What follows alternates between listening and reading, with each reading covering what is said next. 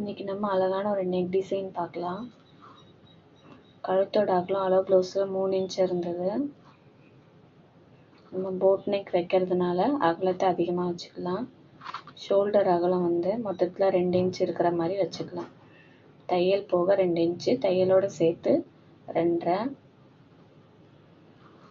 கீழே 3 இன்ச் இறக்கம் வச்சுக்கிறேன். இப்போ நம்ம அதை ஒரு பாக்ஸ் பண்ணிடலாம்.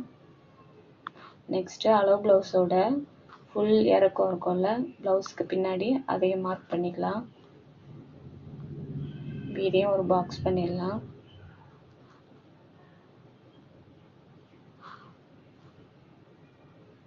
இப்போ அந்த 3 இன்ச்சுக்கு கீழே ஒரு 1 இன்ச்சு இடம் விட்டுட்டு ரவுண்ட் ஷேப் வரைஞ்சிக்கிறேன்.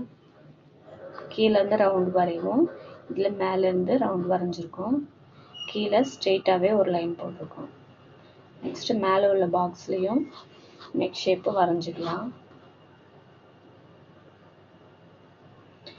இப்போ இந்த டிசைன் தான் ஸ்டிச் பண்ண போகிறோம். இப்போ நம்ம மெயின் கிளாத்தில் ஸ்டோன் ஒர்க் இருக்குது, அதை கனெக்ட் பண்ணி நம்ம இந்த டிசைனை கட் பண்ணிக்கலாம்.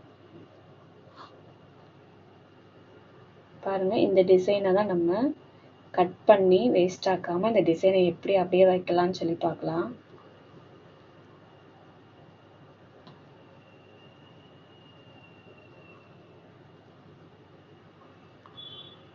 நம்ம பார்டர் கீழே வச்சு நெக் டிசைன் கட் பண்ணுவோம்.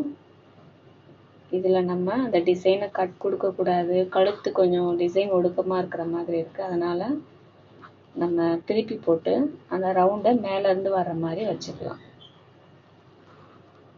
நான் லைனிங்கில் இப்போ நெக்கோட அளவை வரைஞ்சிருக்கேன். ஆனால் இப்போ நம்ம ஸ்டோன் வச்சு பார்க்கும்போது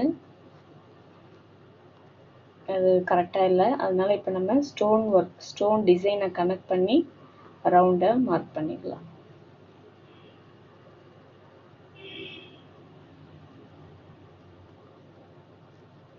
இப்போ நான் மெயின் கிளாத்தை கட் பண்ணலை, லைனிங் மட்டும் வச்சுட்டு அந்த ஸ்டோன் டிசைனை மட்டும் ரவுண்டாக வரைஞ்சிட்டு அதில் தான் ஸ்டிச் பண்ணுறேன். ஸ்டோன் ஓரத்துலேயும் ஸ்டிச் போட்டுக்கிறேன்.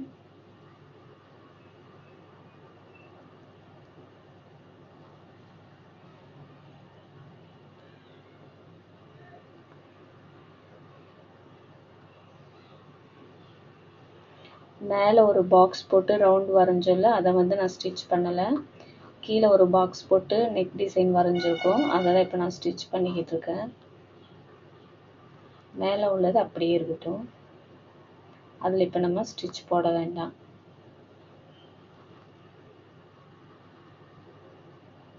நம்ம ஸ்டோன் ஒட்டியவும் தையல் போட்டுட்டோம்.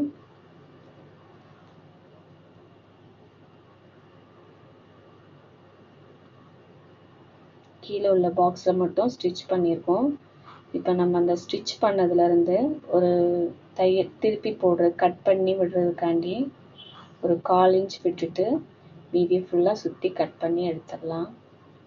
சுற்றி கட் பண்ணும்போது எல்லா இடத்துலையுமே 1/4 இன்ச் இருக்கணும். சின்ன சின்ன கட் கொடுத்தா தான் அந்த டிசைன் நமக்கு கரெக்டாக வரும்.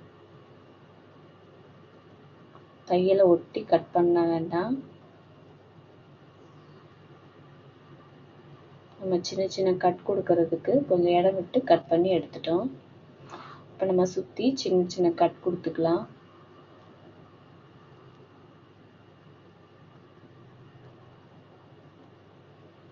இப்போ நம்ம லைனிங்கை அப்படியே உள்ள திருப்பி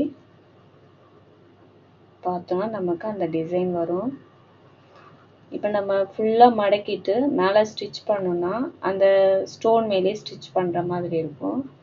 அதனால லைனிங்கை மட்டும் திருப்பி லைனிங்கில் மட்டும் மடக்கு தையல் போட்டுக்கிறேன். லைனிங்கில் மட்டும் மடக்கு தையல் போட்டுக்கிட்டே வரலாம். நான் மடக்கு தையல் போட்டு இப்போ அதை சுற்றி அயன் பண்ணிட்டு வந்துட்டேன். இப்போ நம்ம மேலே உள்ள நெக்கை என்ன பண்ணலாம் பார்க்கலாம். இப்போ நம்ம கரெக்டாக ஷோல்டருக்கு எவ்வளோ இடம் விட்டுருக்குமோ அந்த அளவுக்கு 2 சைடும் மார்க் பண்ணிக்கலாம். இப்போ அதுக்கு கீழேயும் ஸ்டோன் இருக்குது, அந்த ஸ்டோனை கனெக்ட் பண்ணி இப்போ நம்ம ரவுண்ட் கட் வரைஞ்சிக்கலாம். மேலே டிசைனை நான் ஃபஸ்ட் ஏற்கனவே மார்க் பண்ணியிருப்பேன், அது நமக்கு ஸ்டோன் மேலேயே கட் பண்ணுற மாதிரி வருது.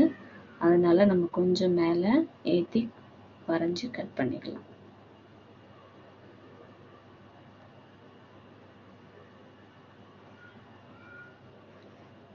கீழே நான் மேலே வந்து தையல் போடலை, அந்த லைனிங் மடக்கு தையல் மட்டும் போட்டது தான், போட்டுட்டு அயன் பண்ணியிருக்கேன். இப்போ மேலே இந்த மாதிரி கட் பண்ணியாச்சு. இப்போ நம்ம ஃப்ரண்ட்டு பார்ட்டு இதில் ஜாயின் பண்ணிவிட்டு எப்பவும் போல் கிராஸ் பீஸ் வச்சு ஸ்டிச் பண்ணிடலாம்.